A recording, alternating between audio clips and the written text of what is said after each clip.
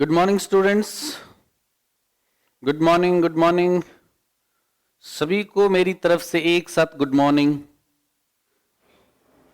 Okay, कल हम लोगों ने इडियोमेटिक फ्रेजेस के बारे में बात की थी। आज हम इसको कंटिन्यू करेंगे और ऑलमोस्ट ऑल 30 आज और 30 कल।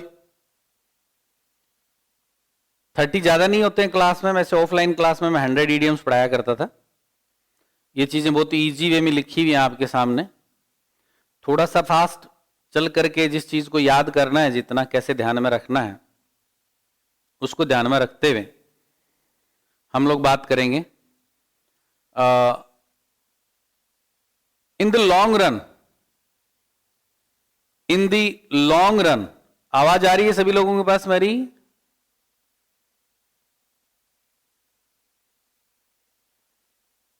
चैट बॉक्स में जाकर के मुझे आप बताएं, आपको मेरी आवाज आ रही है? टेक्निकल टीम, मेरे स्क्रीन पे लाइव चैट शो नहीं कर रहा है स्टूडेंट्स का।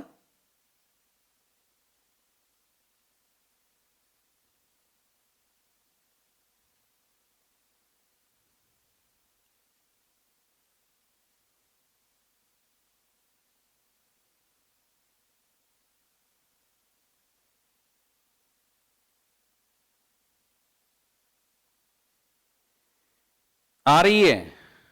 ओके, अश्विनी कह रही है आ रही है आवाज। और भी मुझे फटाफट थोड़ा सा बोल के बता दें, 2 4 5 स्टूडेंट की आवाज आ रही है। अश्विनी कह रहे हैं कि आवाज आ रही है, फिर भी थोड़ा सा और स्टूडेंट भी यस बोल दे मुझे थोड़ा सा।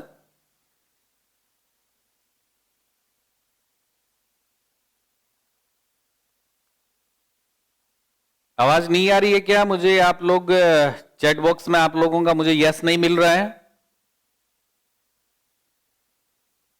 नेटवर्क की कोई कनेक्टिविटी की प्रॉब्लम आ रही है क्या?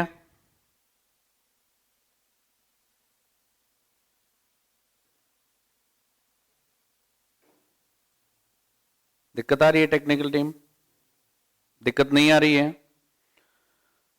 ओके ठीक है, यस मिल रहा है, थोड़ा सा और भेज दें। सावरमल शर्मा कह रहे हैं यस सर आवाज आ रही है। रामनिवास शर्मा कह रहे हैं आ रही है सर आवाज। और भी थोड़ा सा 5 7 10 स्टूडेंट और बता दें आप मुझे, ताकि मैं थोड़ा कंफर्म हो जाऊं। फुल नेटवर्क, यस ठीक है। ओके ओके ओके, चलिए शुरू करते हैं। इन the long run, in the long run का मतलब होता है आगे चल करके, अंतोगत्वा, आखिरकार। ये जो अंतोगत्वा शब्द होता है ना, इसका मतलब होता है आखिरकार। अंतोगत्वा सभी को इस सृष्टि से जाना है। अंतोगत्वा जो डिसऑनेस्टी के जो मीन्स होते हैं वो खराब होते हैं। अल्टीमेटली, आखिरकार, ultimately, ultimately he died, ultimately he succeeded. Ultimately का मतलब अल्टीमेट से बना है। जैसे अपन किसी चीज को कहते हैं ना अल्टीमेट, अल्टीमेट है यानी शानदार है, अल्टीमेट ऑप्शन। अल्टीमेटली, आखिरकार, मीन्स इन द एंड, आखिरकार। In the long run, hard work pays in the long run, यानी कठिन परिश्रम से अंतोगत्वा सफलता मिलती है। Very good. Next one, exam का क्वेश्चन कैसे होगा? In the long run, in the long run means ultimately, answer के तौर पे सीधा आ गया। चलिए next one, the pros and cons of something, the pros and cons of something.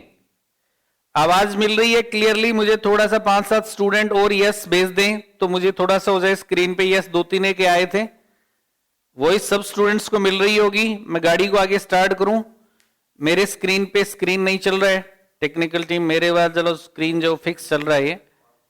Okay, थोड़ा सा और बताएं आप। यस, यस लिख के भेजें आप लोग। आवाज आ रही है ना? आपको मेरी वॉइस मिल रही है, उसी के बाद आगे बढ़ पाऊंगा मैं। बताएं।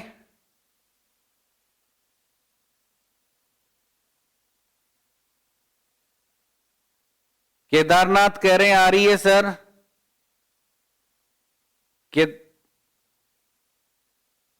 अश्विनी कह रही है आ रही है सर। दो चार एक स्टूडेंट और बता दे फटाफट। दो चार एक स्टूडेंट और यस लिख के भेज दें ताकि मुझे कंफर्म हो जाए कि you are getting my voice clearly और नॉट, ताकि आगे की क्लास है वो बिल्कुल अनइंटरप्टेड, बिना बाधित हुए आगे चल सके, विदाउट एनी इंटरप्शन हम आगे प्रोसीड कर सकें। मेरे वाला चैट रूम नहीं चल रहा है। टेक्निकल टीम आपके स्क्रीन पे भी यही स्थिति है क्या?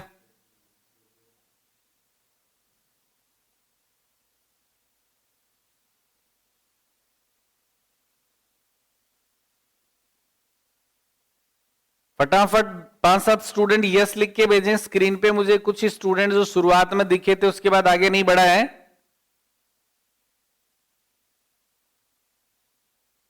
फटाफट यस लिख के भेजें 10 एक स्टूडेंट, तभी आगे क्लास शुरू करूंगा मैं। 10 एक स्टूडेंट यस यस लिख करके भेजें, आवाज आ रही हो तो।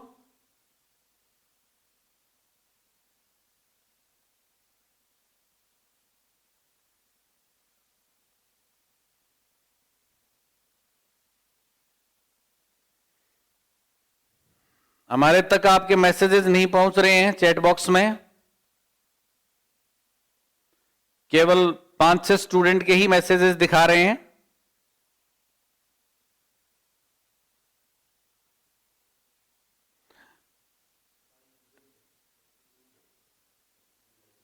थर्टी 33 स्टूडेंट ही लाइव हैं।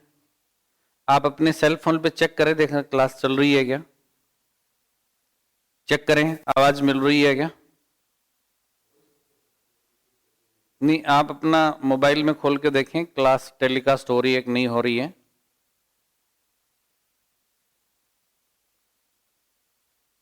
फटाफट लिख के भेजें अगर आवाज मिल रही है तो आप लोगों को। लास्ट कमेंट मेरे पास केदारनाथ का आया था 9:16 पे, उसके बाद 4 मिनट से मेरे पास कोई रिपोर्ट नहीं आई है।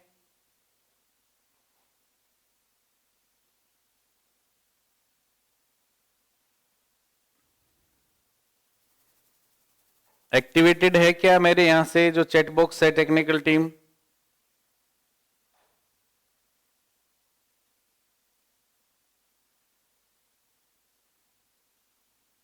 ओके ओके ओके, अब चलना स्टार्ट हुआ है। Fine fine fine fine fine, okay okay okay okay okay, चलिए चलिए फाइन फाइन, चलिए आगे स्टार्ट करते हैं। अब मुझे सब आपका फटाफट चलना स्टार्ट हो गया, सबका यस यस यस सबका आ रहा है। केशुराम, मोनिका, सुरेंद्र सियाग ओके, धीरेन्द्र सिंह, अमित ओके, चलिए स्टार्ट करते हैं। फाइन फाइन फाइन फाइन, चलिए नेक्स्ट अगर अपनी इसकी बात करें, यानी the pros and cons of something, नफा नुकसान। प्रो का मतलब नफा और कॉन्स का मतलब नुकसान। प्रोज का मतलब नफा और कॉन्स का मतलब नुकसान। यानी अपन किसी कार्य को करने से पहले प्रो का मतलब होता है एडवांटेज और कॉन्स का मतलब होता है डिसएडवांटेज, नुकसान। एडवांटेज वर्ड तो सभी लोग जानते हो आप लोग। किसी चीज के अपन एडवांटेजेस देखते हैं कि इसके ये एडवांटेजेस हैं, और फिर अपन कहते हैं इस चीज के ये डिसएडवांटेजेस हैं।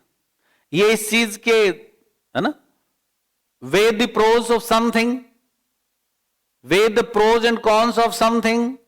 इससे पहले एक वर्ब लग जाती है WEIGH,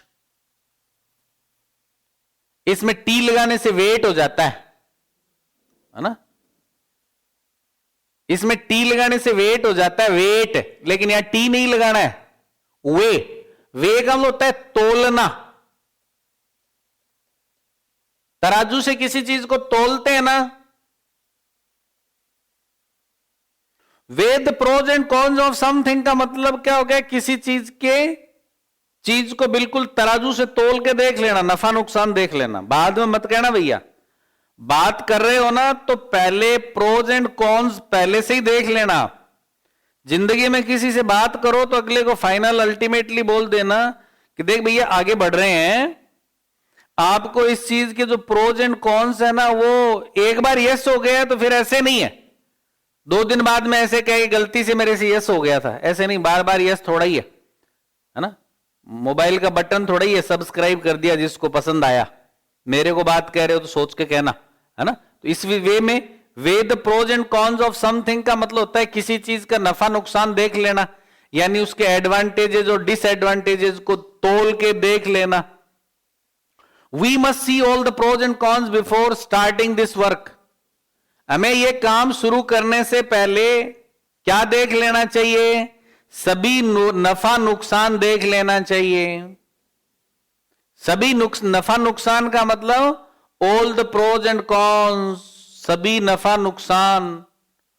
नेक्स्ट एग्जाम में क्वेश्चन कैसे आएगा, ऐसे सिंपल तरीके से, to weigh up the pros and cons is to be, यहां वर्ड लगा दिया, टू वे अप, ये वेट अप नहीं होगा, है ना, टू वे अप, टी नहीं लगेगा इसमें।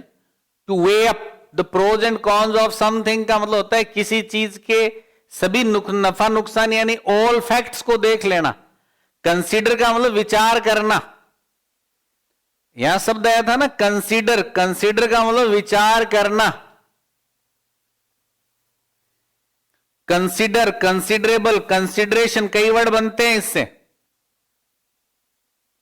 कंसीडर करना यानी सारे फैक्ट्स को देख लेना। नेक्स्ट क्वेश्चन अगर बात करें तो sitting on the fence, seat on the fence,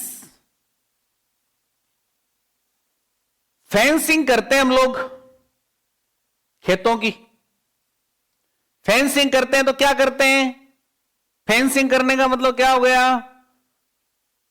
बाड़ बना दी, चाहे वो कांटीली झाड़ियों की बनाई हो, चाहे वो तार की बनाई हो, चाहे वो पट्टी से बनाई हुई हो, वो फेंसिंग कहते हैं उसको, है ना, फेंस।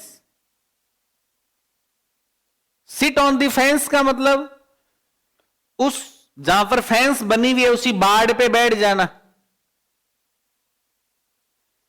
दो पड़ोसियों की लड़ाई हो रही है और आपके दोनों के घर के बीच में आपका घर है, तो आप बैठे बैठे आप किसी का पक्ष नहीं ले सकते ना, इधर वाले का पक्ष लेोगे तो ये नाराज हो जाएगा, इधर वाले का पक्ष लेोगे तो ये नाराज हो जाएगा। इसलिए आप उसमें क्या करते हैं, you just sit on the fence. इसका मतलब है कि आपको दोनों ही पक्ष की साइड नहीं लेना होता है, यानी आप दोनों ही पक्ष का की साइड लेने से हेजिटेट करते हैं। हेजिटेट करने का मतलब होता है संकोच करना, हेजिटेट, हेजिटेटिंग, हेजिटेशन, हेजिटेट करना, संकोच करना। पहले हेजिटेशन होता था, पहले हेजिटेट करते हुए थे, है ना। किसी को कहने में हेजिटेट मत करो, लाइफ में से हेजिटेशन को रिमूव करो, है ना, अपनी बात को क्लियरली कहना शुरू करो। Hesitate which side to take, यानी कौन से का पक्ष लें, इसमें आपको हेजिटेशन हो रहा है, इसलिए आप क्या कहना पसंद कर रहे हैं, आप सीधा बाड़ पे या दीवार पे बैठे रहना पसंद कर रहे हैं। They always seat on the fence, Hindi में मतलब क्या हो गया, वो कभी किसी का पक्ष नहीं लेते, वो कभी किसी का पक्ष नहीं लेते। इसका मतलब क्या हो गया, वो निष्पक्ष, इम्पार्शियल, आंसर भी हो सकता है इसका, टू बी इम्पार्शियल, पार्शियलिटी, पक्षपात। एग्जाम में कैसे क्वेश्चन आएगा, ऐसे आएगा, sit on the fence, agitate करना कि कौन सी साइड का साइड लें।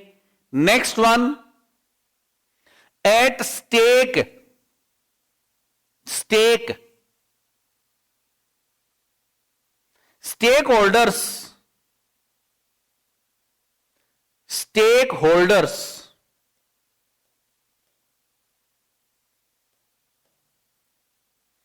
किसको कहते हैं स्टेक होल्डर्स, जिसने किसी कंपनी के शेयर खरीद रखे हो, किसी व्यक्ति ने किसी कंपनी के शेयर खरीद रखे हो, वो उस कंपनी का स्टेक होल्डर होता है। यानी स्टेक होल्डर का मतलब क्या हो गया यहां पे फिर, और इन दोनों शब्दों का क्या रिलेशन हो गया? यानी उस कंपनी के पैसे में, बिजनेस में उसकी कुछ भागीदारी है, उसका स्टेक है, उसमें हिस्सा है उसमें। स्टेक होल्डर का मतलब हो गया अंशदाता, अंशदाता जिसका उसमें अंश है।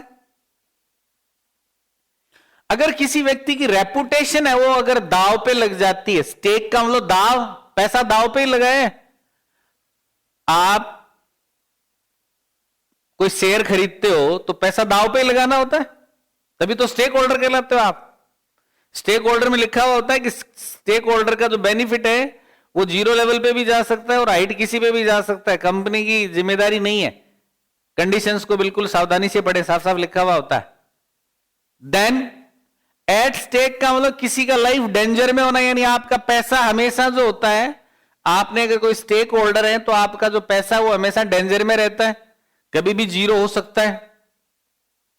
Then America's reputation is at stake, America की जो रेपुटेशन है वो बिल्कुल दांव पे लगी हुई है आजकल।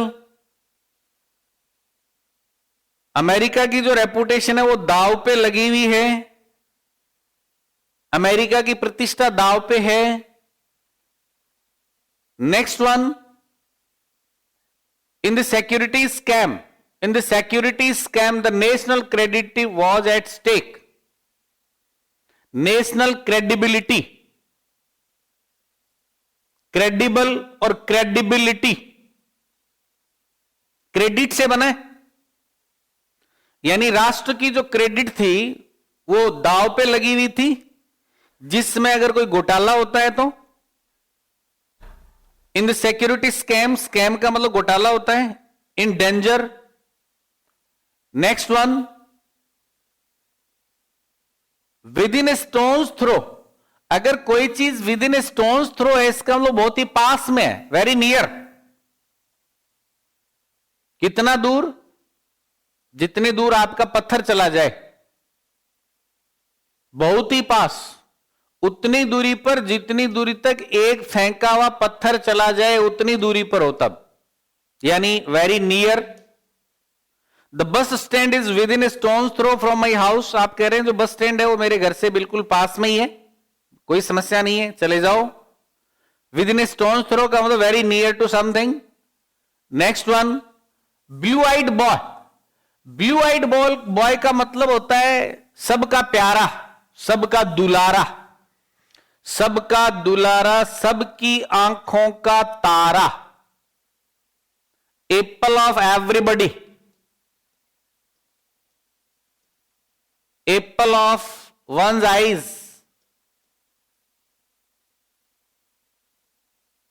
आंखों का तारा।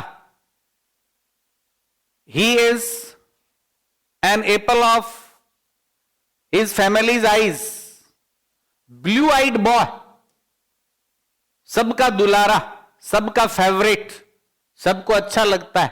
All people favor him due to different reasons, वो अपनी अचीवमेंट्स के कारण हो सकता है, उनके अफेक्शन के कारण हो सकता है।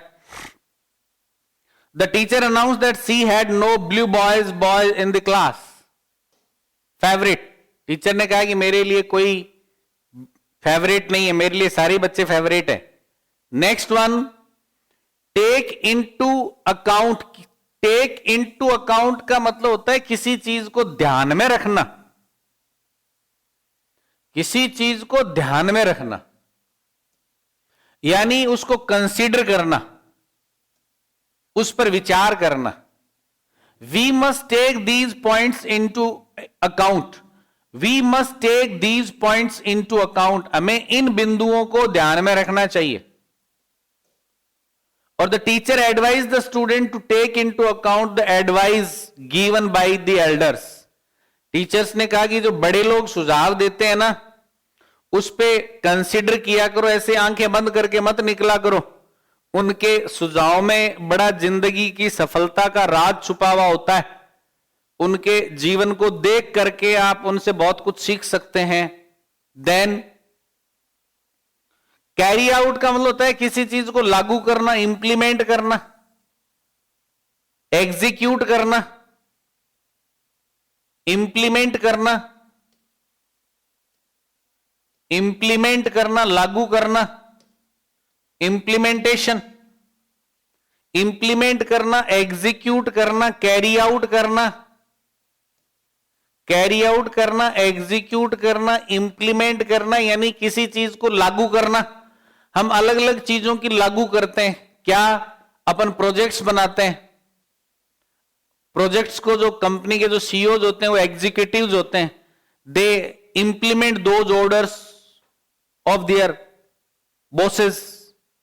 उनको ऑर्डर्स मिलते हैं कि आप इनको एग्जीक्यूट कीजिएगा, इसी से एग्जीक्यूटिव वर्ड बनता है। चीफ एग्जीक्यूटिव, सीईओ, उनका काम क्या करना? एग्जीक्यूटिव का क्या काम होता है? किसी काम को एग्जीक्यूट करना, यानी लागू करना, यानी उसको इंप्लीमेंट करना। इंप्लीमेंट करके उसमें क्या कमियां आ रही हैं उनको देखना, वो अगर फेलियर जा रहा है तो क्यों जा रहा है, उसके कारणों का पता लगाना कि ये इस रीजन से ये ऐसी प्रॉब्लम हो रही है ना। देन यानी किसी चीज को एग्जीक्यूट करना। तो एग्जीक्यूट से कई वर्ड बन जाते हैं। एग्जीक्यूट है, एग्जीक्यूटिव है, एग्जीक्यूशन है। हम लोग सभी लोग टाइम टेबल बहुत अच्छा बनाते हैं, लेकिन हमारा एग्जीक्यूशन पावर बहुत पुअर होता है। टाइम टेबल बहुत अच्छा बनाते हैं, लेकिन हमारा एग्जीक्यूशन पावर बहुत वीक होता है। हम उसको उस तरीके से इंप्लीमेंट नहीं कर पाते। उस टाइम टेबल को इंप्लीमेंट करने में प्रॉब्लम आती है। You must carry out your boss order. कहने वाला कह रहा है कि तुम्हें अपने बॉस के आदेशों की पालना करनी चाहिए। एग्जाम के क्वेश्चन सिंपल सा हो गया, carry out the order issued by the higher authorities. The principal has to carry. इस प्रिंसिपल की स्पेलिंग में थोड़ा सा प्रॉब्लम है, यहां पर PAL होगा, PAL। Principal has to carry out the order issued by the higher authorities. कह रहे हायर अथॉरिटीज के द्वारा जो ऑर्डर दिए जाते हैं, जो भी हेडमास्टर है, प्रिंसिपल है, उसको एग्जीक्यूट करना होता है, यानी उसका काम उसका एग्जीक्यूट करना होता है। Next question, spill the beans. Spill, spill का मतलब होता है किसी चीज को बिखेर देना। स्पिल, खिंडा देना। Spill, spill the beans. Bean जो शब्द है, इसमें जो बीन शब्द आया है, यह सोयाबीन की एक फली होती है। सूख जाने के बाद बड़े बड़े उसमें से बीज निकलते हैं, छोटा होता है तो उसकी सब्जी बहुत बढ़िया बनती है। एक मेडिसिन के तौर पे यूज करते हैं जो बीन्स की जो फलियां होती हैं, है ना। तो स्पिल द बीन्स का मतलब किसी रहस्य को, किसी सीक्रेट को रिवील कर देना, रिवील कर देना, उजागर कर देना, इंफॉर्मेशन, जानकारी। इनडिस्क्रीटली, इनडिस्क्रीटली का मतलब है बिना सोचे समझे, गलती से, षड्यंत्र पूर्वक नहीं, षड्यंत्र पूर्वक नहीं, नादानी पूर्वक कोई बात कह देना। Spill the beans. जैसे अपन कहते हैं ना कि अरे इसको ये बात मत बता देना, ये रायता फैला देगा, रायता फैला देगा। अपन शब्द यूज करते, रायता फैला देगा, यानी उसको पता नहीं है कि कौन सी बात। ये बातें तो सभी कहनी पड़ती हैं, लेकिन कौन सी बात कहां कहनी पड़ती है ये हर एक व्यक्ति को पता नहीं होता, इसलिए वो जैसे आती है वैसे कहते जाता है, तो मामला सारा गड़बड़ हो जाता है। चलिए, Rohit spilled the beans before my friends. Rohit ने मेरे दोस्तों के सामने बिना सोचे समझे राज उजागर कर दिए। कह रहा है कि उसको ये बात कहनी चाहिए थी क्या, सबको कह दिया उसने, मेरी इंसल्ट नहीं होती क्या, मेरी दोस्तों में कोई इज्जत नहीं है क्या। स्पिल द बीन्स का मतलब रिवील द इंफॉर्मेशन इनडिस्क्रीटली। इनडिस्क्रीटली का मतलब बिना सोचे समझे, without any intention. Next one, bad blood और गुड ब्लड। ब्लड दो प्रकार का होता बताते हैं लोग बाग, बैड ब्लड और गुड ब्लड। अगर कोई गुड ब्लड है, इसका मतलब है कि वो रॉयल फैमिली से रिलेटेड है। गुड ब्लड, रॉयल फैमिली, राजघराने से संबंध है उसका, गुड ब्लड। सामान्य वे में गुड ब्लड अच्छे इंसान को भी कहते हैं, जिसको अपन कहते हैं संस्कारवान। अपन कहते हैं ना उसके संस्कार बहुत अच्छे हैं, he has good blood in his veins, don't worry. Then bad blood का मतलब हो जाता है खराब व्यक्ति, जिसका खून खराब है। जब किसी व्यक्ति का खून खराब होता है तो लोगों के साथ लड़ता झगड़ता है, तो लोगों के साथ क्या रखता है, एंग्री फीलिंग रखता है, गुस्से की भावना रखता है उनके साथ में। लड़ते झगड़ते हैं तो क्या होता है, लड़ेंगे झगड़ेंगे तो क्या होगा, एक दूसरे के प्रति एंग्री फीलिंग्स आएंगी, यानी एंग्री फीलिंग्स रखना। There is a bad blood between India and Pakistan. Bharat और पाकिस्तान के बीच में कड़ी शत्रुता है, एक दूसरे के कड़े दुश्मन हैं। एग्जाम में बैड ब्लड के लिए सिंपल सा क्या लिखा हुआ आ जाएगा, एंग्री फीलिंग वर्ड लिखा हुआ आ जाएगा। वेरी सिंपल, कोई प्रॉब्लम नहीं है। Next one, a good Samaritan. Samaritan word का मतलब होता है a helpful person. A helpful person, दूसरों की मदद करने वाला व्यक्ति। हेल्पफुल का मतलब दूसरों की मदद करने वाला व्यक्ति। और दूसरों की मदद करने वाले व्यक्ति को लोग बाग क्या कह देते हैं, परोपकारी कह देते हैं। तो अगर आप किसी व्यक्ति को एक गुड स्मैरिटन कह रहे हो, इसका मतलब आप कह रहे हो कि वो व्यक्ति बहुत उदार है, बहुत परोपकारी है, दूसरों की मदद करने वाला है, दूसरों का कल्याण करने वाला है, दूसरों के दुखों को समझने वाला है। अजीज Prem ji is a good स्मैरिटन। अजीज प्रेम जी एक परोपकारी व्यक्ति है। जहां भी परोपकार की जरूरत होती है तुरंत पैसा लगाते हैं। उन कुछ भारतीयों में है जो इस चीज की शुरुआत करते हैं। The village headman pretend to be a good Samaritan. आप कह रहे हैं कि जो गांव का जो व्यक्ति है ना, हेडमैन जो है, वो गुड स्मैरिटन बनने का नाटक कर रहा है, प्रिटेंड कर रहा है। प्रिटेंड का मतलब नाटक करना, प्रिटेंड का मतलब नाटक करना। कोई व्यक्ति स्मैरिटन होने का प्रिटेंड करता है और कुछ स्मैरिटन्स होते हैं प्रिटेंड टू बी। तो आंसर हो जाएगा हेल्पफुल। नेक्स्ट वन, इन हाई स्पिरिट और इन लो स्पिरिट्स। कभी लो स्पिरिट्स में नहीं रहना है। लो स्पिरिट का मतलब उदास, sad, melancholic, dejected, unhappy, downcast, crestfallen. If you are in high spirit, means you are very happy. You are very jubilant. You are very enthusiastic. You are full of enthusiasm.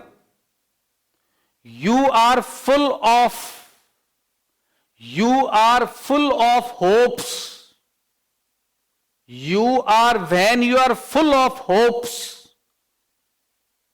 you are enthusiastic, and that situation is a state of enthusiasm. He is always in high spirit. वो हमेशा जोश में रहता है। In high spirit, every moment भगवान का जो दिया हुआ है हमेशा हाई स्पिरिट में रखें, हाई होप्स रखें, बेस्ट अपना एफर्ट दें, अपनी एनर्जी को राइट जगह लगाएं, सोच समझ करके लगाएं, उसका बिल्कुल भी मिसयूज नहीं हो। चलिए, सार प्रैक्टिसेस का मतलब होता है बेईमानी वाली नीतियां, यानी लोगों को ठगने के तौर तरीके जो होते हैं उनको सार प्रैक्टिसेस कहते हैं। चीटिंग करना लोगों के साथ, यानी डिसऑनेस्ट तरीके से पैसा कमाना। डिसऑनेस्ट मींस के माध्यम से मनी अर्न करना सार प्रैक्टिसेस के तहत आता है। An honest businessman never adopts. अपनाना, एडॉप्ट का मतलब अपनाना। आप कह रहे कोई एक ईमानदार जो बिजनेसमैन होता है ना, वो सार प्रैक्टिसेस को कभी एडॉप्ट नहीं करता है। वो कहेगा एक समय घाटा खा लूंगा, इस व्यक्ति को नहीं खोना है, अगली बार इस बार नुकसान उठा लूंगा, ये मुझे बहुत बिजनेस देके जाएगा, 2000, 3000, 4000 की वजह से इसके साथ रिलेशन खराब नहीं करूंगा। He amassed his wealth through sharp practices. Wealth amass, अमैश का मतलब होता है अर्न करना, EARN, अर्न, कमाना, इकट्ठा करना, collected, collected, amassed wealth through sharp practices, यानी डिसऑनेस्ट मीन्स से उसने पैसा कमाया। नेक्स्ट की अगर बात करें, किसी की गुड बुक्स में होना और किसी की बैड बुक्स में होना, तो ये तो आप जानते ही हो, बहुत ही सिंपल सा आइडियम है। किसी की गुड बुक्स में होना यानी कि किसी की नजरों में आपकी इज्जत बहुत है, और किसी की बैड बुक्स में होना मतलब उसकी नजरों में आपकी इज्जत नहीं है। तो हमेशा आप गुड बुक्स में रहें, in favour of with somebody, लेकिन जरूरी नहीं होता कि हर व्यक्ति की गुड बुक्स में रहे, ये संभव नहीं होता है जिंदगी में। कुछ लोगों की बुक ऐसी होती है उसमें गुड रह ही नहीं सकते, गुड का ऑप्शन नहीं है उसमें। He is not in good books of his boss, वो अपने बॉस के गुड बुक्स में नहीं है। Next one, ins and outs. Ins and outs का मतलब होता है किसी चीज की complete detail, full detail. Details का मतलब जानकारी, कंप्लीट यानी फुल। किसी चीज का जो संपूर्ण ब्यौरा जो होता है, हिसाब किताब जो होता है किसी चीज का पूरा, इन्स एंड आउट। इन्स का मतलब अंदर वाली बात है और आउट्स का मतलब बाहर वाली बात है, दोनों मिला लो आप, है ना। Ins and outs, I have given you all the ins and outs of this project.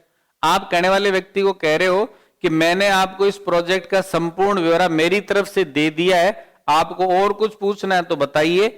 Ins and outs का मतलब किसी चीज का फुल डिटेल पे आ गए हैं आप। Storm in a tea cup. Tea cup, storm का मतलब तूफान, स्टॉर्म का मतलब तूफान। नेचर के बहुत सारे स्टॉर्म्स आते हैं,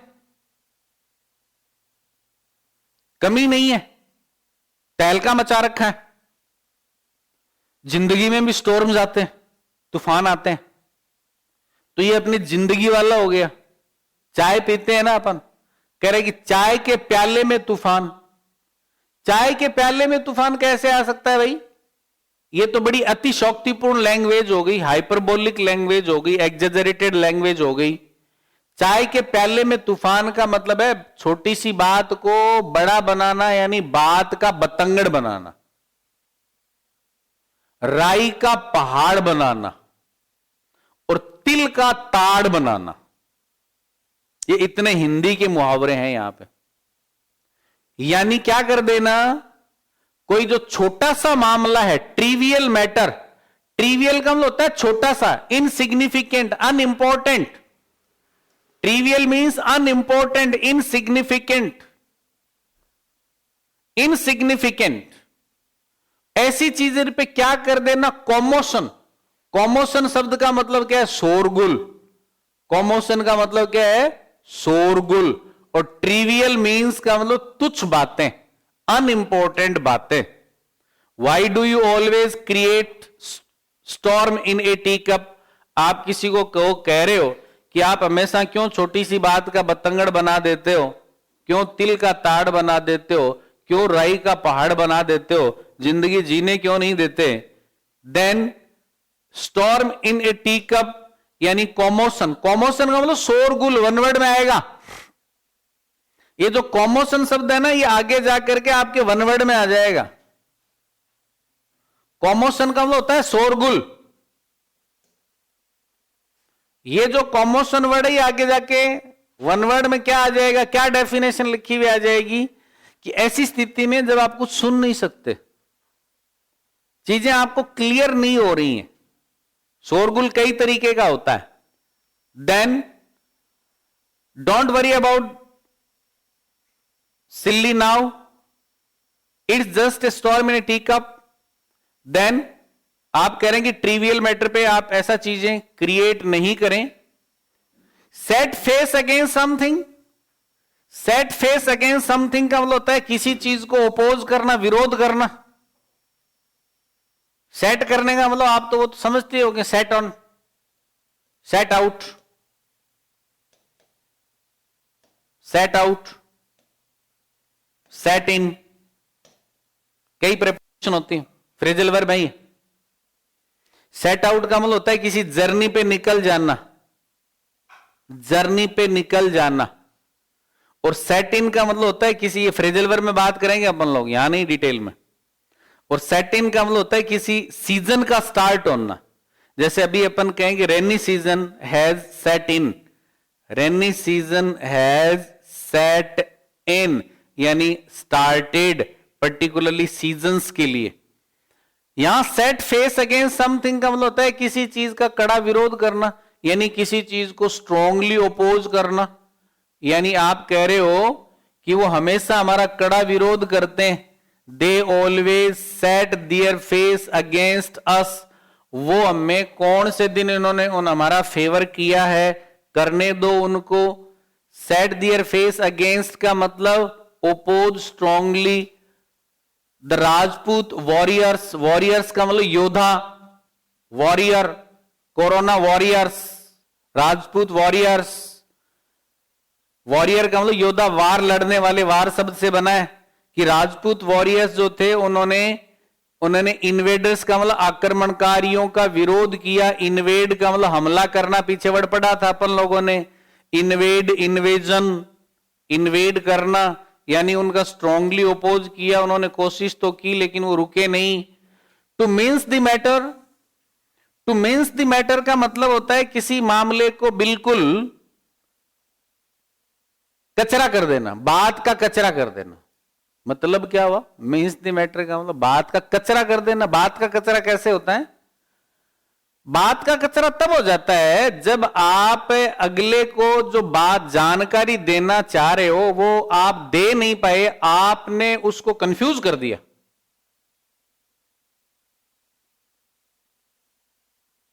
कंफ्यूज करना। मीन्स शब्द का क्या होता है, ये वन वर्ड में आके जाके आता है, आगे एसएससी वाले बच्चों के वन वर्ड में पूछा जाता है मीन्स। इससे इडियोमेटिक फ्रेज भी बन गया। मीन्स का मतलब होता है मांस के छोटे छोटे टुकड़े करना। मीट को स्मॉल पीसेज में जब चॉपिंग कर दिया जाता है, जब कट कर दिया जाता है, उसको मीन्स करना कहते हैं।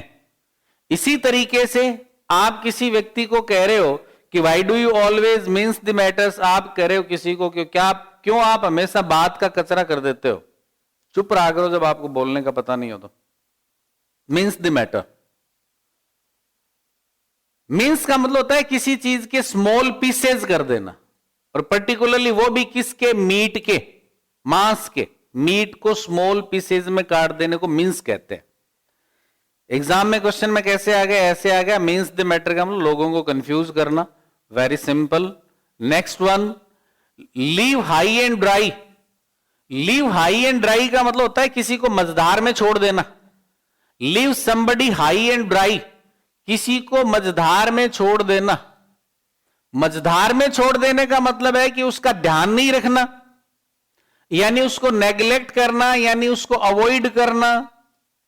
नेग्लेक्ट करना, उसको अवॉइड करना, उसका सपोर्ट न करना। They left me high and dry when I was in problem. आप कह रहे हो जब मैं समस्या में था ना तब उन्होंने मेरे को मझधार में छोड़ दिया था। The prodigal sun, prodigal word आया था पीछे, फिजूल खर्ची करना, प्रोडिगल अपन वर्ड पढ़ा था। अब देखो वर्ड पावर पढ़ने से आपको कितना बेनिफिट हो गया। फिजूल खर्ची करने वाले बेटे ने क्या किया, left high and dry by his friends when he lost all his money. जब पैसा खत्म हो गया तो साथी छोड़ के नेग्लेक्ट करके चले गए जो पहले पैसे की वजह से साथ में रहते थे। Ended in फिएस्को। फिएस्को वर्ड का मतलब होता है फेलियर। फिएस्को वर्ड का मतलब होता है फेलियर, असफलता। Fiasco means failure. Very simple. Fiasco means failure. और फेलियर भी कैसा, अटर। अटर शब्द का मतलब होता है कंप्लीट। अटर वर्ड का मतलब होता है complete. Utterly means completely. Utter means complete और इससे वर्ड बन जाता है अटरली, तो ये वर्ड हो जाता है completely. Utterly butterly delicious. Utterly butterly delicious. समझ रहे होंगे आप लोग क्यों कहते हैं उसको। Their project ended in a fiasco. यानी उनका जो प्रोजेक्ट था वो नाकामयाब हो गया, वो कुछ नहीं कर पाए। एग्जाम में ऐसे आ जाएगा, है ना, कि जो है ना एंडेड इन स्मोक, इनका जो अटेम्प्ट था, उनका जो प्रयास था, कूप का मतलब प्रयास होता है, सैनिक जो तख्ता पलट होता है ना, वो जो मेडास्कर में जो हुआ था वो बिल्कुल फियस्को में गया, यानी अटर फेलियर गया, उससे कुछ हुआ नहीं। फॉल थ्रू का मतलब होता है नाकामयाब हो जाना, फेल हो जाना। फॉल थ्रू का मतलब होता है फेल हो जाना। इफ यू फॉल थ्रू, नाकामयाब हो जाना यानी फेल हो जाना। Their scheme has fallen through, has fallen through, their scheme has fallen through का मतलब उनकी स्कीम नाकामयाब हो गई है। एग्जाम में कैसे क्वेश्चन आएगा? They carefully worked out plan fell through because of an unexpected event, कोई अनअपेक्षित घटना हो गई, उसके कारण उनका जो प्लान था एक्चुअली वो फेल हो गया। Next one, too many iron in the fire. Too many iron in the fire का मतलब होता है एक ही समय में बहुत सारे कार्यों में व्यस्त होना। एक ही समय में बहुत सारे कार्यों में व्यस्त होना। कैसे? यह शब्द कैसे बना? आयरन का मतलब क्या हो गया, कहां से आ गए? आयरन का मतलब तो लोहा होता है, लोहा और आग में कैसे? आपने ब्लैक स्मिथ को, लोहार को काम करते हुए देखा होगा, ब्लैक स्मिथ को, लोहार को। उसमें क्या करते हैं, जब वो अलग अलग चीजें डाली हुई होती हैं, कुछ में कुछ रखा होता है, 4-5 चीजें जो मरम्मत के लिए उसके पास आई भी होती हैं, वो सारी चीजें उसमें डाल करके एक एक को निकाल के पीटता रहता है। किसी को 2 मिनट ठीक किया, फिर उसको रख दिया, फिर दूसरी को उठाया, फिर तीसरी को उठाया, है ना। इसका मतलब हो गया कि एक ही समय में अपने आप को बहुत सारे कामों में व्यस्त रखना, इंगेज रखना, अपने आप को इंगेज रखना। कैसे में? Many enterprises. इंटरप्राइजेज का मतलब होता है कार्य। इंटरप्राइजेज का मतलब होता है कार्य। बहुत सारे इंटरप्राइजेज में अपने आप को इंगेज रखना। She has too many irons in the fire का मतलब वो बहुत सारे कामों में अपने आप को व्यस्त है। He has too many irons in the fire का मतलब वो भी अपने आप को बहुत सारे कामों में व्यस्त रखता है। सिंपल तरीके से क्वेश्चन आ गया। Let the cat out of the bag. Let the cat out of the bag का मतलब होता है कोई रहस्य उजागर करना। लेट वाला वही है, लेटस वाला जो सेंटेंस अपन बताते हैं ना, let's start, let's go, let's complete. Let the cat out of the bag, थैले में से बिल्ली को बाहर निकालने का मतलब क्या हुआ? अनजाने में कोई राज खोल देना। अनजाने में जो पीछे वर्ड आया था ना, इनडिस्क्रीटली जो वर्ड आया था, same word spill the beans वाले पार्ट में, इसको अपन ने पढ़ा था। स्पिल द बीन्स एक पीछे इडियम आया था, उसमें भी यही लिखा हुआ था, किसी सीक्रेट को रिवील कर देना अनइंटेंशनली, अगले को कोई नुकसान पहुंचाने के इरादे से नहीं, but that was a slip of tongue.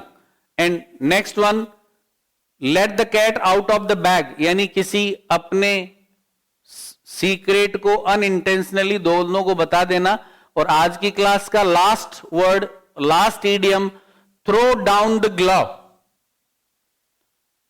Throw down the glove का मतलब होता है चुनौती देना।